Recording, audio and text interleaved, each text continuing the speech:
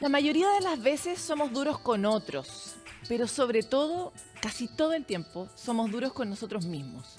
Nos cuesta tratarnos con cariño, tratarnos con compasión, somos muy exigentes, nos sentimos insatisfechos respecto de lo que somos capaces de entregar a veces en el trabajo, a veces en el amor. Y eso termina redundando en que nos cuesta mucho tener una autoestima firme.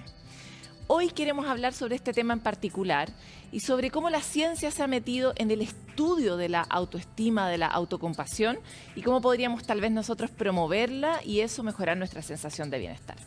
Para hablar de eso estamos con Kristin Neff, profesora asociada de la Universidad de Texas y pionera en gran parte de la investigación sobre la autocompasión y la autoestima. Muchas gracias, Kristin, por estar con nosotros en Sanamente. Muchas gracias por invitarme.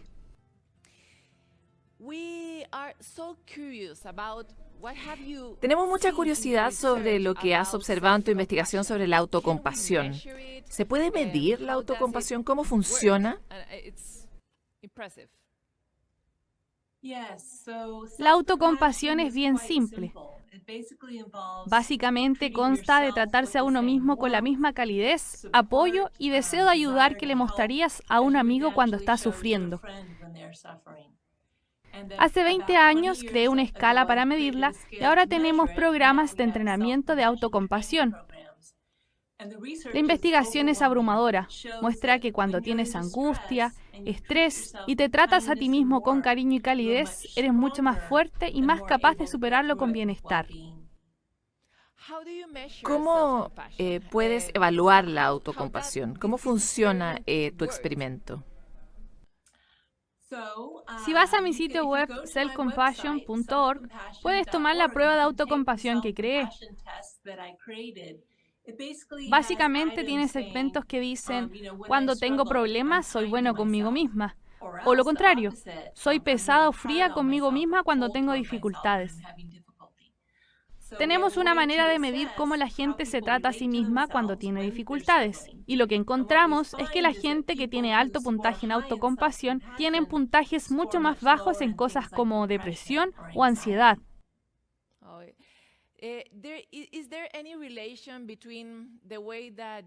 ¿Hay alguna relación entre la forma en que uno es criado y la autocompasión?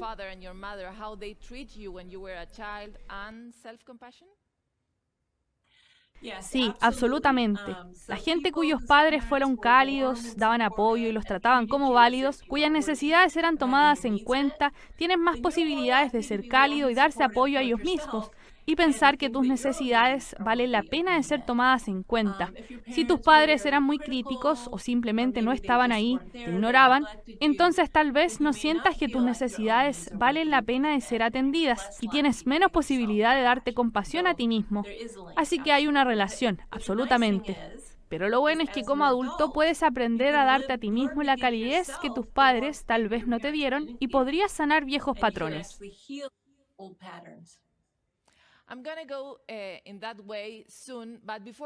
Voy a ir hacia allá, pero antes tengo otra pregunta. Durante la vida, ¿uno se convierte en alguien que tiene más autocompasión? Por ejemplo, al envejecer, ¿eres mejor o más bueno contigo mismo?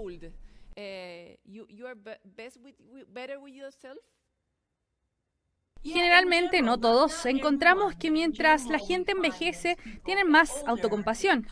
Creo que eso es porque tenemos más experiencias de vida y una de las características principales de la autocompasión es que es diferente de sentir lástima por ti mismo. Sentir lástima de ti mismo es decir, pobre yo.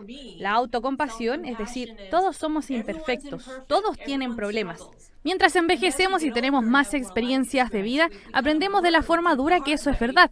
Todos somos imperfectos y todos tienen problemas. Eso es algo que probablemente no sabías cuando eras adolescente, pero que aprendes cuando eres más viejo. Si tienes autocompasión, ¿eres también más compasivo con otros?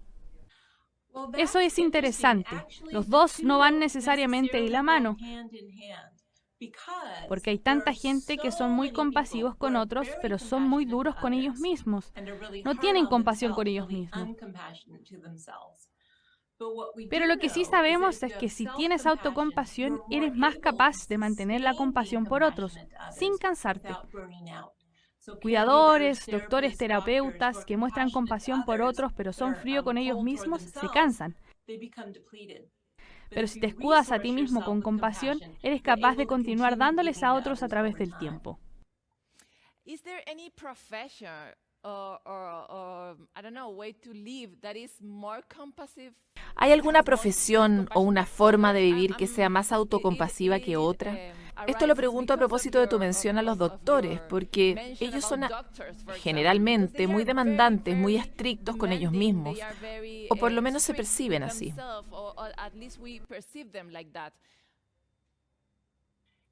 Hay diferencias, creo que son diferencias culturales. La cultura de la medicina, por ejemplo, se trata del autosacrificio, poniendo al paciente primero y negando tus propias necesidades. También hay diferencias de género. Créelo o no, las mujeres generalmente tienen menos autocompasión que los hombres porque son criadas pensando que sus necesidades valen menos la pena de ser satisfechas. También hay diferencias culturales entre países. Por ejemplo, en un lugar como Inglaterra o Reino Unido, donde no son de mostrar emociones, la gente tiene menos autocompasión. Claramente hay diferencias culturales. ¿Cuál es el mejor país para vivir la autocompasión? El más alto que hemos medido es Tailandia, créelo o no, porque Tailandia es un país muy budista. Es un país budista. ¿Tiene por lo tanto que ver también con la religión? ¿Es un factor cultural? Yo aprendí sobre la autocompasión cuando comencé a practicar meditación budista, porque la idea de la compasión está muy enfatizada en esa tradición y la compasión vuela tanto hacia adentro como hacia afuera. Mientras algunas religiones son sobre los pecados o ser un pecador, quizás tienen menos compasión. Eso también puede jugar un rol.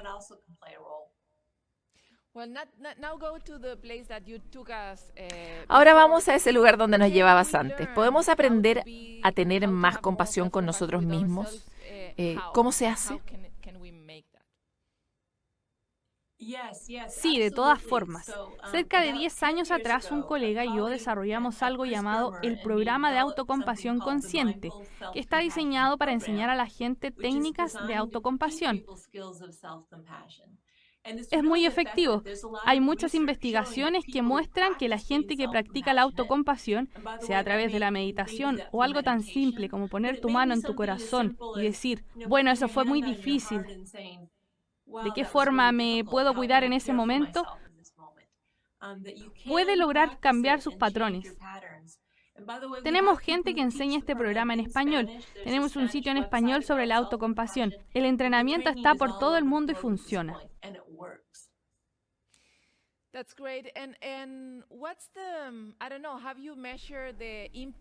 ¿Han medido el impacto de la autocompasión en el cerebro?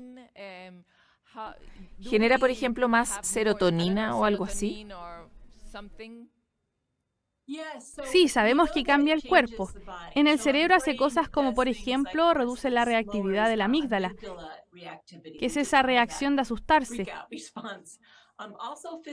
También fisiológicamente reduce cosas como el cortisol, que se produce cuando estamos muy agitados. Incrementa la variabilidad de los latidos del corazón, que nos permite ser más flexible en cómo respondemos. Porque afecta al cuerpo, también sabemos que la gente que tiene más autocompasión no son solo mentalmente más sanas, también son más sanas físicamente y probablemente es también porque duermen mejor. Eso ayuda también. Ahora, ¿podrías compartir con nosotros algunas frases o maneras de pensar cuando estamos en un momento muy difícil y tendemos a ser severos con nosotros mismos? ¿Qué nos recomendarías? Es muy simple porque la mayoría de nosotros ya sabe cómo tener compasión hacia las personas que nos importan. Digamos que tuviste un gran fallo en el trabajo o hiciste algo y te sientes mal por eso o simplemente algo que está desafiando en la vida, solo piensa, si tuviera un muy buen amigo o un familiar que me importa mucho que está pasando por algo similar, ¿qué le diría para hacerle saber que estoy ahí para ellos? Que me importan.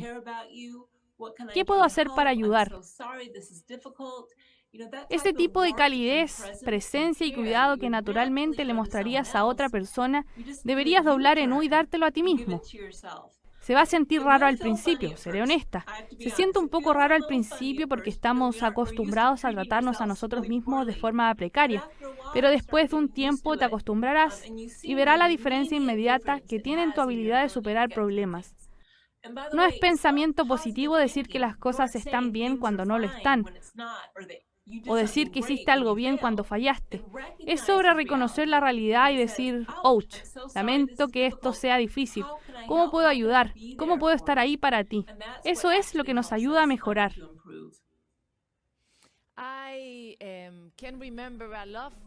Puedo recordar muchas situaciones en las que estaba en un problema y me traté a mí misma como, oh, qué tonta o qué estúpida. Usamos muchas palabras malas hacia nosotros mismos. ¿Cómo podemos cambiar eso? ¿Funciona si, por ejemplo, al menos modificamos el lenguaje y cambiamos esas palabras para ser más autocompasivos con nosotros mismos?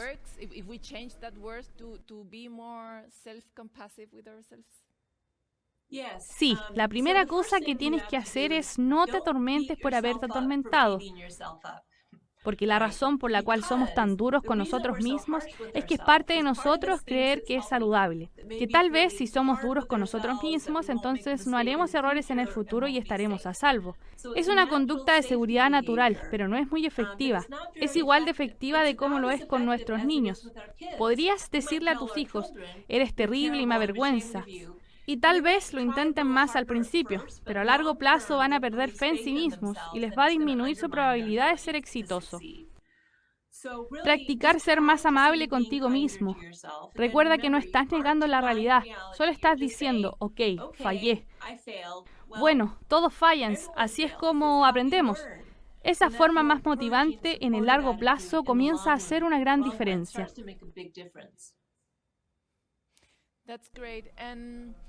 Genial, pero ¿cómo podemos enseñar la autocompasión, por ejemplo, en los colegios? Este es un gran tema en nuestro mundo occidental. ¿Qué piensas, por ejemplo, sobre cambiar la forma en que educamos a nuestros hijos e hijas, a nosotros mismos, en las universidades o en todos lados?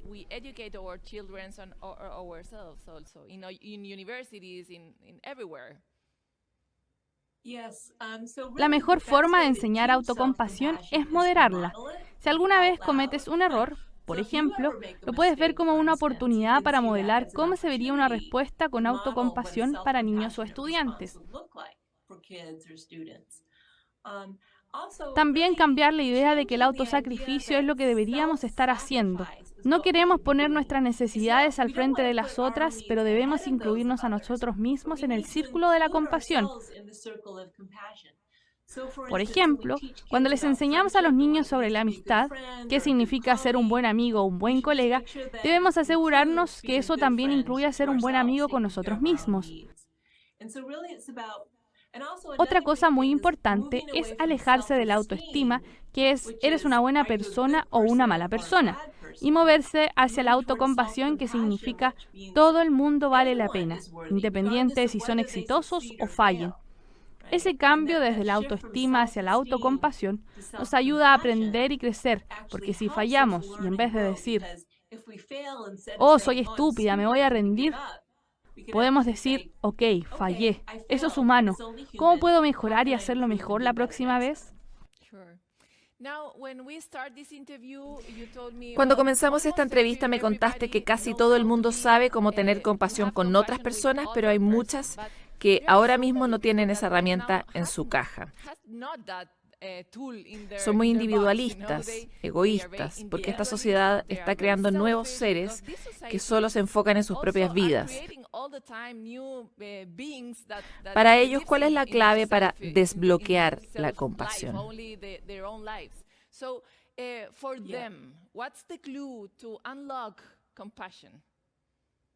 Es interesante. Quizá no tenemos compasión por todos, pero muchas personas al menos hacia un ser. Quizá una mascota o algún familiar. No estoy diciendo que las personas tengan compasión por todo el mundo, pero la mayoría de las personas tiene al menos un ser vivo, como su mascota, al cual le tienen compasión. Y si no sabes cómo tener compasión o calidez, entonces quizás sería útil ir con un terapeuta que pueda modelar la autocompasión o modelar la compasión para otros, porque aprendemos compasión desde otras personas. Es más desafiante para algunas personas que para otras, dependiendo en su historia. La buena noticia es que hemos tenido a gente con historias de abuso muy severas que quizás no tienen compasión por su yo de adulto, pero sí con su yo de niño. Pueden estar emocionados por la experiencia de dolor de cuando niños, y ese es un lugar para comenzar. Solamente hay que tomar pasos pequeños, ir lentamente. Quizás sentir compasión por el hecho de que no tengas autocompasión. Parte ahí, moviéndote lentamente. Eventualmente esa habilidad comienza a armarse. Tengo una pregunta más y viene desde el punto de vista filosófico. ¿Cuál crees que es el rol de la compasión en la sociedad? Bueno, esto no te va a sorprender, pero yo creo que la compasión realmente debería estar en la columna vertebral de la sociedad. Incluso funciona con nuestras tendencias evolutivas. Darwin no hablaba de la supervivencia del más fuerte, él hablaba de la supervivencia del más cooperativo. Por nuestra sola naturaleza estamos diseñados con sistemas completos que están diseñados para sentir calidez, apoyo, cuidado y motivación hacia miembros de grupos o miembros de nuestra familia. Es una respuesta natural. Y lamentablemente la sociedad trabaja en contra de esto y dice, ok, sé exitoso por ti mismo, que no te importe el resto y no te importes a ti mismo. Valdrás la pena después de que saques ese título universitario, o después de que ganas cierta cantidad de dinero, o después de que compres mi producto. Ahí valdrás la pena. Debemos rechazar ese mensaje. Nuestra validez es intrínseca como seres humanos. Todos valemos la pena, incluso si hemos hecho cosas malas. Aún merecemos respeto humano básico. Desde ese lugar de respeto, podemos intentar reparar nuestros errores, aprender y crecer y cuidarnos unos a otros, incluyendo a nosotros mismos. Muchas gracias, Christine, por esta entrevista. Fue una conversación muy interesante. Gracias. Muy feliz por haber estado aquí. Qué fácil o cuán mejor podría ser nuestra vida cotidiana si es que nos tratáramos de esta manera. Si no nos autodespidiéramos cuando cometemos un error en el trabajo o cuando herimos a alguien, si encontráramos una forma más cariñosa de tratarnos y sobre todo de enseñarles a los más chicos, a los niños y a las niñas, que ellos sí pueden crecer en un lugar donde el amor por ellos mismos o el amor que otros tienen por ellos no está en cuestión, ¿verdad? Como hemos visto en otras entrevistas en el programa.